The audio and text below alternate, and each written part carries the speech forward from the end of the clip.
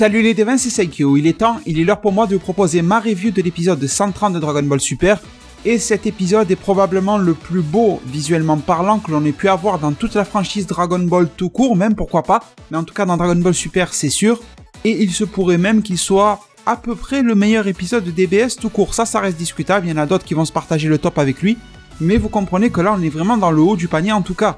Avec bien sûr la surprise de fin et le choc, j'ai même envie de dire, dont on va se parler un tout petit peu après. Donc cet épisode, qu'est-ce qu'il nous a apporté tout simplement? Et comme il nous l'avait promis, la suite du combat Jiren contre Goku Ultra Instinct, entre guillemets maîtrisé, parce que c'est juste de l'Ultra Instinct tout court quoi. Donc l'avantage est clairement pour Goku en début de combat, et Jiren va faire de son mieux pour essayer de rattraper tout ça, et au début Jiren ne va pas en croire de ses yeux en fait par rapport à la puissance, rapidité, agilité, tout ce qu'on veut de Goku Ultra Instinct. Alors je sais pas si c'est le bon moment de vous en parler, parce qu'en plus je viens de vous dire que j'ai beaucoup aimé l'épisode, mais il y a un truc, c'est un petit peu un défaut de l'Ultra Instinct, façon de parler, c'est que si vous vous rappelez bien, je vous parle pas de couleur ou de design, je vous parle vraiment de mise en scène. Si vous vous rappelez bien le Goku Ultra Instinct, avec les cheveux noirs non maîtrisés là machin, avec un petit peu des reflets gris, il y avait toute une mise en scène, toute une réalisation, toute une animation spéciale pour nous montrer qu'il esquivait comme un cinglé, tout ça, et ça je trouve que ça a disparu. Je viens de vous dire, le combat est sûrement le plus beau visuellement que l'on ait pu avoir, mais en même temps, il manquait d'originalité, parce que là j'avais plus l'impression de voir un énormissime combat très joli façon DBZ, que de voir un énormissime combat et original façon DBS. Je sais pas si j'ai été clair, mais normalement l'Ultra Instinct était censé apporter une certaine notion de nouveauté, vous voyez, dans le déplacement, dans la chorégraphie de combat, que je n'ai pas forcément bien retrouvé ici. Parce que si vous regardez bien les épisodes de 110, etc., Goku il esquivait un petit peu bizarrement. Ensuite, dans l'épisode 129, on nous a appris que Goku a amené la phase offensive, on va dire, d'attaque dans ses mouvements, et on l'a ressenti. Il y avait des coups qui étaient limite transparents, qui s'envoyaient avec Jiren et tout ça. C'était très impressionnant en termes de chorégraphie offensive. Et je pensais, et je pense que beaucoup d'entre vous aussi, que le 130 allait mixer les deux. Ces déplacements défensifs et ces mouvements d'attaque offensifs qui sont très particuliers et que l'on a limite jamais vu. Et à mon grand regret, ça sera vraiment le défaut majeur pour moi de cet épisode, on n'a pas eu de ça. Alors un petit peu sur le côté offensif, on a vu vers le milieu, 3/4 d'épisode, Goku envoyait des coups qui étaient presque invisibles à l'œil nu, etc. Mais il y avait beaucoup moins ce truc-là, et je pense que vous l'avez remarqué aussi. La seule chose de nouvelle que j'ai vu d'intéressante par rapport à la chorégraphie de combat de l'Ultra Instinct, c'est cette espèce de nouvelle technique, je sais pas comment on va l'appeler en fait, de la part de Goku, qu'il a utilisé au niveau de ses mains et de ses pieds. C'était très difficile à voir dans l'épisode, mais si par exemple vous l'avez vu en HD et tout ça, vous allez le voir. Au niveau de ses esquives, et pour pouvoir tenir dans les airs, en fait Goku faisait des espèces de sphères d'énergie, un petit peu bleutées, sur lesquelles il prenait appui. Et ça j'ai trouvé que c'était très intéressant, mais ça n'était pas vraiment mis en avant dans l'épisode, c'était plus suggéré et un petit peu caché à la limite un easter egg quoi. Et j'aurais aimé que ce genre de choses de la part de Goku en Ultra Instinct maîtrisé soit beaucoup plus mis en avant, que ce soit beaucoup plus développé, d'autres formes de techniques comme ça, parce qu'ils peuvent pas voler, je le rappelle, dans le tournoi du pouvoir. Donc du coup, d'utiliser une sphère de ki, comme ça il prend appui dessus, il peut slider, glisser, machin, esquiver, c'était très intelligent, et s'ils en avaient fait beaucoup plus sur ça, je trouve que ça aurait rendu cette nouvelle forme de combat beaucoup plus originale. Sinon, à part ça, c'est quasi que du tout bon pour moi, on va dire. Il y a des coups qui partent dans tous les sens, on exploite un petit peu, voire même beaucoup, surtout en deuxième moitié d'épisode, la psychologie des personnages. Par exemple pour Jiren, ça aurait été du début à la fin, où il ressassait ces événements de sa vie, etc. On le voyait au travers de ses yeux et tout ça, et d'ailleurs c'est intéressant d'avoir montré la vie de Jiren repasser, vous voyez cette espèce de film dans les yeux de Jiren, sachant qu'après la vie de Goku est repassée au travers des lunettes de Kame Sennin. J'ai trouvé l'opposition très belle, et ça m'a rappelé aussi cette opposition, l'opposition que l'on avait il y a quelques épisodes en arrière, c'est tout simplement qu'on nous montrait le fait que Jiren est un personnage qui a perdu toute forme de confiance en les autres, parce qu'à la base il faisait confiance, et comme il s'est senti trahi et abandonné, il ne fait confiance à plus personne. Et Goku, c'est un personnage qui s'est construit en faisant confiance aux autres, et en permettant aux autres d'avoir confiance en lui. C'est totalement une opposition qui a été remise au centre un petit peu de l'épisode, et j'ai trouvé ça cool. Et chacun a un petit peu ses deux moteurs de puissance, et d'ailleurs en début d'épisode, au moment où Jiren s'est mis à power up, d'ailleurs il n'est pas mentionné que c'était de l'Ultra Instinct offensif ou quoi que ce soit, donc visiblement, on verra bien quand il sortira une carte Dragon Ball Heroes avec le nom, etc. Mais visiblement, cette forme, entre guillemets, de Jiren, parce qu'il a quand même changé, vous regardez bien ses yeux, ils sont devenus beaucoup plus rougeâtres, il a les veines sur le front, il a l'air d'avoir pris un petit peu du volume au niveau des muscles, l'aura qui est très similaire de l'Ultra Instinct non maîtrisé de Goku, ça ressemble pas à l'Ultra Instinct actuel de Goku, ça ressemble à la première version. Si vous regardez les petites particules et tout ça, c'est exactement repompé, c'est les mêmes. Mais malgré tout, pas de mention d'Ultra Instinct, donc c'est possible que ça soit juste une forme 100% ou quoi que ce soit.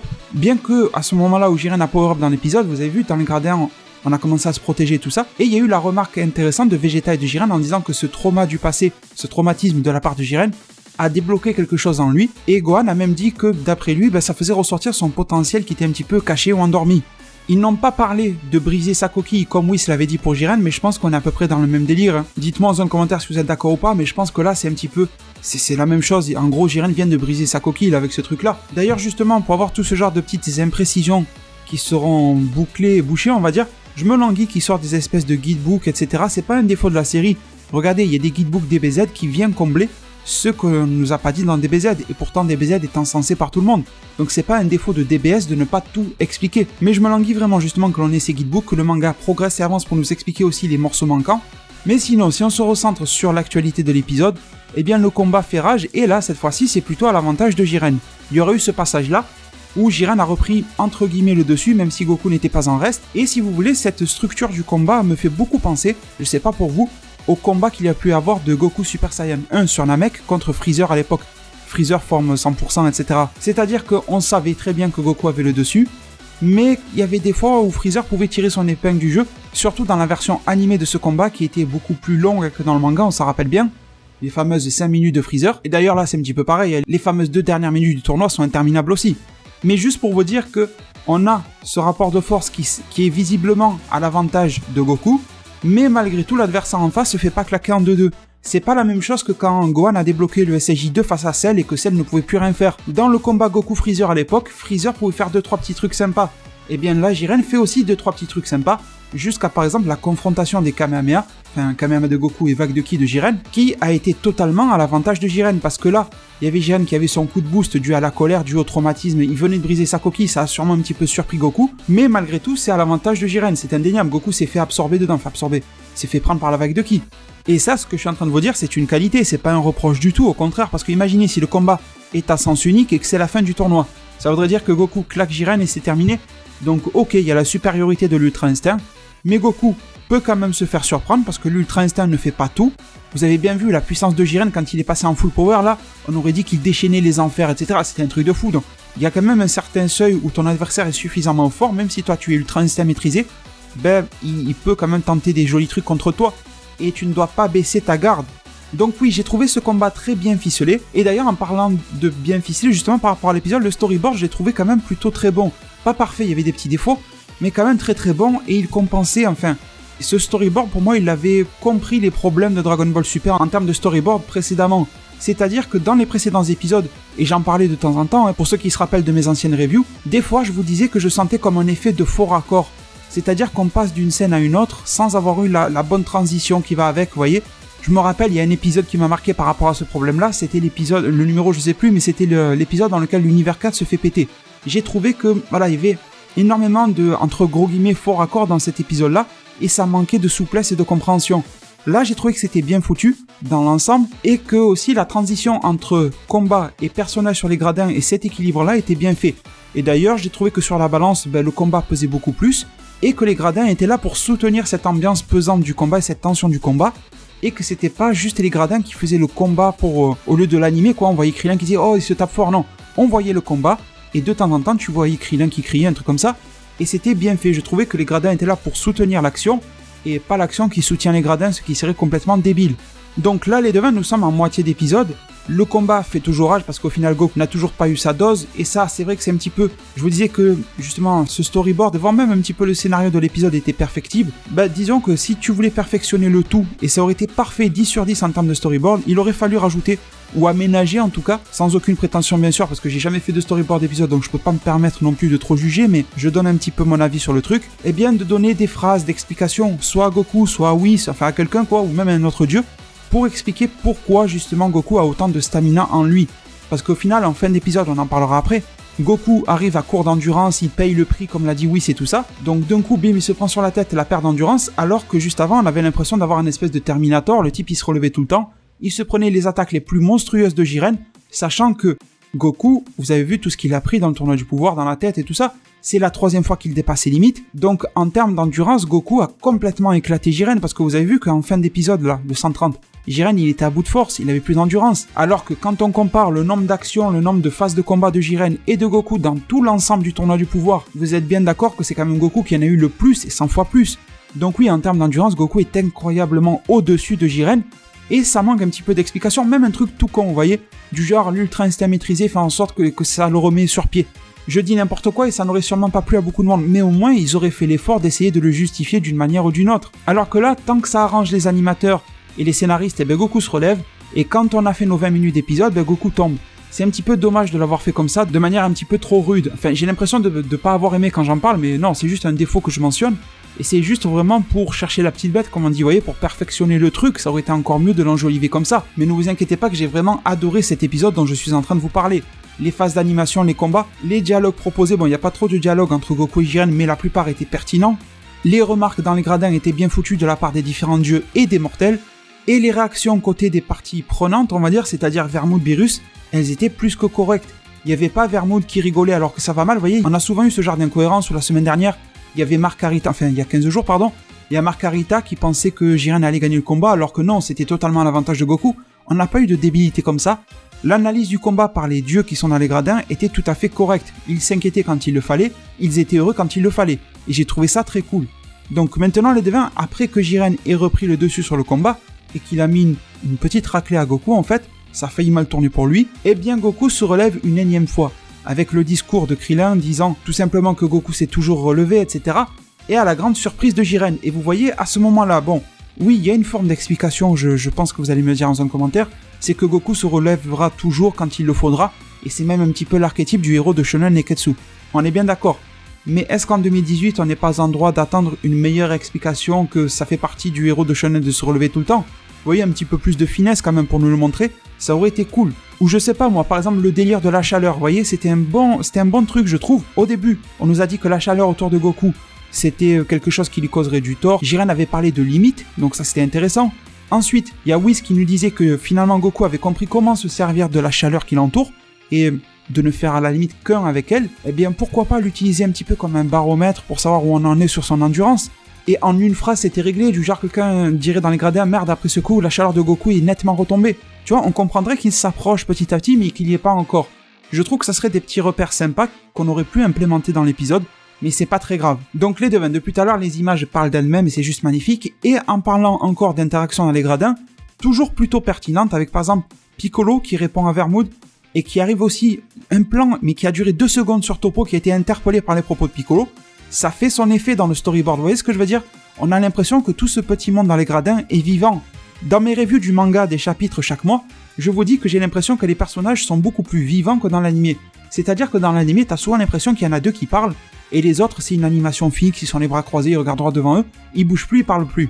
Peut-être parce que ça leur coûte justement en animation, et parce que ça leur coûte à payer les comédiens de doublage, les CU, pour venir parler. Alors que dans le manga, bon, le dessin, ça va pas forcément te coûter plus cher, et les faire parler, ça te coûte rien vu que tu écris dans une case, tu vois. Ben là, dans cet épisode-là, j'ai pas senti que c'était de l'interaction au rabais. J'ai senti que ce petit monde dans les gradins était vivant à quasi 100%. Il y en a quelques-uns qui bougeaient pas parce qu'ils ont rien à dire. Mais même des personnages, on s'attendait pas trop à les voir réagir comme Toppo, comme Piccolo, ils ont réagi. Kame Sennin aussi, avec, je vous en parlais tout à l'heure, les flashbacks. Est-ce qu'ils étaient nécessaires les flashbacks ? Je sais pas, mais ils ont fait le travail, franchement. Ça n'a pas duré 4 ou 5 minutes de flashback, c'était l'histoire de moins d'1 minute, il me semble, pour nous faire comprendre justement que si Goku en est arrivé là, c'est pas tout seul, c'est avec les autres, en se livrant aux autres, et les autres se sont livrés à lui, vous voyez, c'est un échange en commun, et c'est la présence, rien que la présence de ces gars-là dans les gradins qui le pousse. Donc les flashbacks étaient plutôt bien pertinents encore une fois, et ont permis justement à Goku de reprendre le dessus, et cette fois-ci de nous mener un petit peu, pas à la décadence ni à la déchéance de Jiren, mais en tout cas de nous montrer l'évolution psychologique d'un personnage qui était si serein de base et qui vient de se faire tourmenter physiquement parce que Goku l'a surpassé par la force, mais de le voir aussi se faire tourmenter moralement parce que Goku est en train de lui faire un petit peu une leçon, sauf que là on est face à un gars qui est un petit peu têtu parce qu'il a son objectif avec les Super Dragon Ball, parce qu'il a le traumatisme de son passé, et puis le contexte ne se prête pas à ce que Goku puisse forcément le faire changer d'avis là dans l'instant, peut-être dans le 131, mais là pas pour le moment. Et du coup, Jiren, dans ce cas-là, il pète un câble, comme un petit peu à peu près chaque être humain le ferait quand il est sous pression totale. On a des réactions, vous voyez, quand on est sous pression, qui peuvent être super bien comme super pourris. Et soit on est super fier de l'avoir fait, soit on le regrette. Et là, Jiren qui se vendait comme étant le défenseur de la justice machin, fait un acte très regrettable. Il essaye de faire comprendre à Goku d'une manière très conne en fait, que reposer la confiance machin sur ses amis, ça ne vaut rien, que seule la puissance et la victoire prévaut. Et j'ai envie de vous dire qu'à ce niveau-là, même Vegeta a mieux évolué que Jiren, parce que malgré toute la puissance que Jiren a en lui, il n'a pas compris que ça servait à rien de repousser les autres, tu vois, tu peux être solitaire, etc. Piccolo est solitaire, mais il ne repousse pas les autres. Alors que Vegeta, lui aussi, il a le même principe que Jiren, tout passe par la force, tout passe par la victoire. Vegeta, c'est ça, tout passe par sa fierté écrasante. Mais malgré tout, dans les moments cruciaux, il s'en remet aux autres, ou les autres s'en remettent à lui. Chose que Jiren n'a pas su faire, ou n'a pas voulu faire, ou tout simplement il est un petit peu comme, entre guillemets, aveugle par rapport à tout ce qui se passe, vous voyez, parce que son traumatisme du passé l'aveugle encore. Et donc, dans une tentative désespérée de Jiren de montrer à Goku que tout ça est futile et ne sert à rien, il a tenté de tuer ses amis. Alors la scène elle est bien, mais elle est pas bien en même temps, tout simplement. Pourquoi est-ce qu'elle est pas bien? Parce qu'en soi, ça sert à rien. Jiren, il aurait dû savoir que dans les gradins, je vous en cite que 2 ou 3, il y a qui déjà? Il y a Beerus, il y a Arak, il y a Whis, il y a Vados. Rien qu'à ces 4, c'est largement suffisant pour repousser une attaque de Jiren. Whis tout seul le repousse avec le petit doigt, vous voyez ce que je veux dire? Donc déjà, en ça, on savait que Krillin et Tenshinhan et Piccolo n'allaient pas se faire tuer. Après, en quoi est-ce que c'est bien? C'est le choc que ça représente nous-mêmes. Spectateurs, en fait, on se dit mais merde, Jiren est capable de ça. On s'est tous dit à ce moment-là, non mais il essaye de les tuer ou quoi, qu'est-ce qui se passe, tu vois? Donc ça c'était intéressant. Et après bien sûr ça permet de mettre en avant le personnage de Goku qui a dû se démener pour repousser cette fameuse attaque de Jiren. Ça aurait pu être Whis comme je viens de vous le dire, mais il fallait que ça soit Goku pour le mettre en avant. Et là une phase un petit peu comme après que Freezer ait tué Krillin, dans le sens tu as touché à mes amis, moi je suis pas un héros comme toi, mais si tu touches à mes amis je vais tabasser le premier qui passe, tu vois, et toi le premier. Et c'est à partir de ce moment-là que Jiren s'est fait péter les dents et c'était bien mérité. Pourquoi est-ce qu'il a fait ça? Déjà c'était con parce que je vous ai dit il y a les anges, et en plus ça allait juste énerver Goku et pas lui faire comprendre ce que Jiren voulait lui dire, pas du tout. Et bon, à partir de là, on a eu le moment le plus magnifique certainement d'animation de l'épisode, avec Naoto Shishida sur ce passage-là, je pense que vous l'avez bien reconnu en termes d'animation. La plupart des attaques phares de Jiren n'ont pas marché, vous avez vu, Jiren a tenté de faire son attaque avec les yeux, ça n'a pas marché, Goku l'a repoussé, alors que juste avec ça, il était en train de défoncer tout le monde dans les épisodes précédents. Les phases d'encouragement de Vegeta qui lui dit « Allez, bats-le pour nous », voilà, je vous montrais. Vegeta, qui mise tout sur la puissance et tout ça, dans ce moment-là, vital pour la survie de l'univers, de lui-même, de sa famille et tout ça, il s'en remet à Goku et en la confiance qu'il voit en Goku. C'est tout à fait normal et tout à fait logique. Vegeta, à l'époque Cyborg, Dr. Gero, machin, n'aurait pas agi comme ça. Mais depuis, il a pris en âge déjà, il a pris en maturité, il a évolué. Chose que Jiren, on ne connaît pas l'âge de Jiren, mais Jiren ne l'a pas fait. Et pourquoi est-ce que Jiren ne l'a pas fait? Parce que, à cause d'un traumatisme, il a repoussé tout le monde tout le temps. Alors que Vegeta, petit à petit, il a pu faire l'effort de se rapprocher. Ce qui nous est proposé, je me répète, mais c'est la vérité en termes d'animation, est extrêmement beau en termes de dessin. Il n'y a pas que l'animation qui était bien, les dessins étaient extrêmement bien, extrêmement jolis. Là oui, on peut comparer du Dragon Ball Super aux plus beaux épisodes de Dragon Ball Z. J'oserais même dire que sur certains passages, c'était plus beau que les plus beaux passages de DBZ. Oui, j'ose le dire, pourtant je préfère DBZ, mais là je le dis. Jiren est entre guillemets vaincu parce que vous connaissez tous la fin de l'épisode. Il est emporté dans le Kamehameha final de Goku. Là on a une scène qui m'a rappelé un petit peu justement le point faible des Saiyans dès qu'ils sont en position de force. C'est qu'ils perdent le temps, vous voyez. C'est qu'ils n'en finissent pas avec leur adversaire, c'est qu'ils tapent des pauses, ils regardent le mec de haut. Goku là il était quand même un petit peu en train de snobber Jiren, vous voyez ce que je veux dire? Il a fallu que Beerus lui donne l'ordre de le finir. Et ça, dès que les Saiyans sont en hausse de pouvoir, SJ1 de machin qui vient de le débloquer, qui sont en train de tabasser l'adversaire, et là, bon, l'Ultra Instinct, c'est quand même un Saiyan qui l'utilise, il a du mal à en finir, vous voyez, ça met du temps. Goku n'était pas hautain, mais presque, vous voyez, dans ses airs de regard et tout. Même Jiren lui a dit, bon, c'est fini, éjecte-moi, tu vois. Et bon, finalement, Goku se décide à le faire, mais trop tard. Ce n'est pas Freezer qui a tapé Goku, même s'ils ont déclenché la musique de Freezer et qu'on avait l'impression que Goku se faisait transpercer, ce n'est pas Freezer. C'est juste Goku qui a atteint ses limites pour la 3e fois. Les propos de Whis dans l'épisode de 129, je pense, se sont réalisés et se sont avérés être vrais. Une fois que la lueur disparaîtra dans les yeux de Goku, ça sera fini, parce que c'est la 3e fois que ça lui arrive. Donc, si on s'en fie aux propos de Whis dans l'épisode 128 ou 129, je sais plus, Goku ne devrait plus réatteindre d'Ultra Instinct, même dans le 131. Plus tard, oui, si l'univers 7 survit dans le film ou je sais pas quoi, ou dans le manga, enfin dans la suite de l'histoire, peu importe, oui, une fois qu'il s'est reposé. Mais là, normalement, dans le 131, ça n'a pas l'air possible, sauf si l'analyse de Whis s'avère être fausse. Mais Whis a bien dit, au bout de 3 fois pour un mortel, c'est trop. Et vous avez bien vu de vos propres yeux que là, cette fois-ci, c'est pas juste les cheveux qui sont redevenus noirs, et il a dit, je vais me reposer dans un coin. Vous avez vu les espèces d'éclairs, d'ailleurs c'était super joli à voir, d'éclairs un petit peu noirâtres, violacés, etc. C'était super joli, qui me rappelait un petit peu Goku Black en termes de choix de couleurs. Whis a dit qu'un mortel qui essaye de dépasser les pouvoirs divins, etc., c'est beaucoup trop. Déjà, le SSJ Blue en soi, pour un mortel, c'est trop, vous voyez, c'est mixer des pouvoirs divins, machin. Quand vous accumulez tout ce qu'a fait Goku jusqu'à présent, c'est juste énorme. Rappelez-vous que le Kaioken, c'est une technique de Kaio. Kaio, c'est un dieu. Goku n'arrête pas de mixer, d'accumuler des techniques de dieu. Le Kaioken, le Goku God, le Goku Blue, le Blue mélangé Kaioken, enfin bon.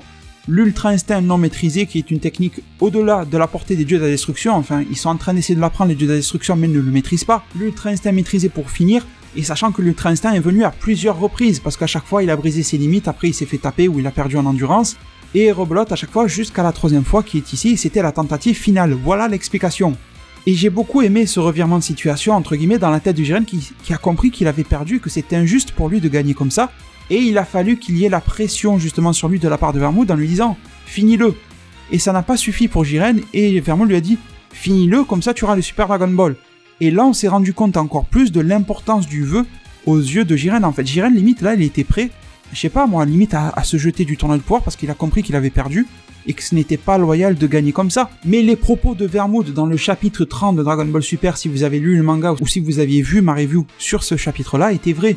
Jiren est prêt à tout, même à mettre de côté ses propres intérêts ou sa propre éthique, sa propre morale, pour obtenir son vœu auprès des Super Dragon Ball. Et on peut déterminer aujourd'hui que le vœu de Jiren vaut plus à ses yeux que sa propre vie ou que l'univers 11, l'existence et tout ça de ses amis et de lui-même. Donc j'espère déjà que le vœu de Jiren nous sera révélé dans le 131, et j'espère que ça sera pas juste un petit truc bateau du genre « ramène-moi le méchant qui a tué mes parents, comme ça je le tabasse », parce que ça n'aurait pas trop de sens, ça serait pas très logique, vous voyez ce que je veux dire? Parce qu'au final, si l'univers 11 se fait péter, le méchant il meurt avec, il n'existe plus. Donc si aux yeux de Jiren, détruire le méchant c'est plus important que sa propre vie à Jiren, c'est cool pour lui, tu vois, limite que l'univers 11 se fasse péter. C'est drôle ce que je dis, mais c'est vrai. Donc j'espère que le vœu de Jiren sera un petit peu plus creusé, un petit peu plus fouillé, voyez, en termes de scénario, et que ça nous surprenne à tous. Et en parlant de surprise à tous, au moment où Jiren a voulu tenter d'expédier Goku hors du terrain, qu'est-ce qui se passe? On a l'arrivée de Golden Freezer, qui était plutôt prévisible en cette fin d'épisode par rapport au spoil, etc. Et on a l'intervention et l'arrivée de quelqu'un, ça m'a donné un fou rire le soir où je l'ai vu, de quelqu'un que personne n'aurait pu prévoir arriver en cette fin d'épisode 130, ni même les spoils, ni même moi, ni même personne ne l'avait dit. C'est tout simplement le retour inespéré, inattendu de C-17. Alors oui, il y en a certains d'entre vous, au moment de l'épisode où C-17 s'était sacrifié, qui m'avaient dit il est peut-être encore vivant. Mais ça veut pas dire que vous avez prévu qu'il reviendrait dans le 130 de cette manière-là, en disant j'avais fait un pari, soit ma vie y passait, soit elle y passait pas, finalement elle n'y est pas passée. La phrase de C-17, elle est quand même un petit peu limite. Donc, je pense que vous vous demandez qu'est-ce que je peux penser par rapport à ce retour de C-17. En gros, 3 choses. La première, c'est que je ne demande qu'à voir, parce que j'ai pas vu ce qu'il va faire dans le 131, donc je peux pas trop juger. Deuxième réaction, c'est que j'ai une réaction, vous savez, quand je regarde Dragon Ball, c'est mon esprit d'enfant, vous voyez, c'est mon âme d'enfant qui regarde. C'est normal, c'est ça qui nous anime aussi. Et je suis super content, tu vois, je suis là en train de dire, ouais, il est de retour et tout, je suis content. Donc forcément, hype de revoir un personnage. Après, troisième chose, c'est que j'essaye un petit peu d'y réfléchir et je peux pas m'empêcher d'avoir un petit peu peur de ce que ça va donner.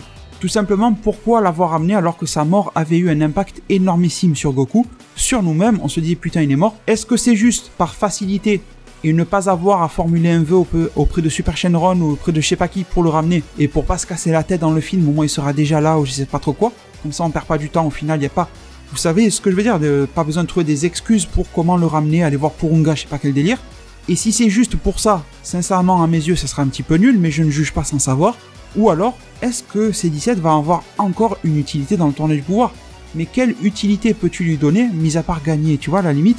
Mais à quoi ça sert de faire gagner C-17 le tournoi du pouvoir? J'ai un petit peu du mal à voir à quoi ça servirait, sachant qu'on sait que le film Dragon Ball Super 2018 sera sur Freezer et sur l'origine des Saiyans. Il y a eu l'annonce officielle et tout ça sur le site de la Toei récemment. Donc C-17 n'a pas l'air d'être au centre du prochain épisode. Donc pour moi, C-17 a toutes les raisons d'être éliminé du tournoi du pouvoir dans l'épisode 131. Ou au pire de gagner, mais genre par le nombre, vous voyez, ils sont plus que Jiren sur le tournoi du pouvoir et ils gagnent grâce à lui. Mais j'ai du mal à entrevoir une nouvelle action héroïque de C-17. Ça serait juste répétitif des émotions que l'on a déjà eues. Donc voilà, je suis dans le flou, j'ai du mal à voir à quoi peut servir C-17, mis à part à ce qu'il soit là. J'espère qu'il sera quand même là pour le meilleur. On verra bien l'épisode 131 et je vous donnerai mon compte rendu là-dessus une fois que l'épisode sera dispo. L'épisode se conclut sur un Goku qui est un petit peu tremblant sur un rocher, mais on se doute bien qu'il va revenir une énième fois et dernière fois. Qu'il gagne ou pas, on sait qu'il va se relever, sinon il aurait été éliminé là. La réponse à la question est là. Après, il peut se relever, combattre un petit peu en 131, se faire éliminer ou gagner, peu importe. Je vous parlerai pas des spoilers aujourd'hui. J'ai beaucoup aimé malgré tout cette scène un petit peu, pas de coopération, mais presque, entre C17 et Freezer quand ils ont activé les deux leur aura. J'ai trouvé que c'était cool à voir. Les espèces d'échanges là, de phrases qui se sont fait, C17 qui lui dit il n'y a plus que toi et moi, et Freezer lui dit bah à qui tu le dis, ouais je vois bien tu vois. Cette pression avec Vermoud qui a conscience du temps et qui dit à Jiren fais gaffe, là il reste plus de temps, tu vas juste te faire avoir par le temps, tu vas être le plus fort debout sur le tournoi du pouvoir, mais ils vont être à 3 contre 1. Du coup ils vont gagner le tournoi du pouvoir et tu vas l'avoir dans l'os tu vois. Donc j'ai beaucoup aimé, encore on y revient au storyboard, très cool épisode que l'on a eu ici, très surpris par rapport au retour de C17, qui m'a fait à la fois plaisir mais soulever certaines craintes par rapport à l'avenir de la série, enfin à l'épisode 131. On verra bien, et d'ici là, j'espère pouvoir vous retrouver très nombreux au niveau des likes, les fameux j'aime sur cette vidéo là. C'est super rapide à faire pour vous et c'est super vital pour moi. Prenez tous très bien soin de votre futur et à plus pour le prochain Zard Divinatoire.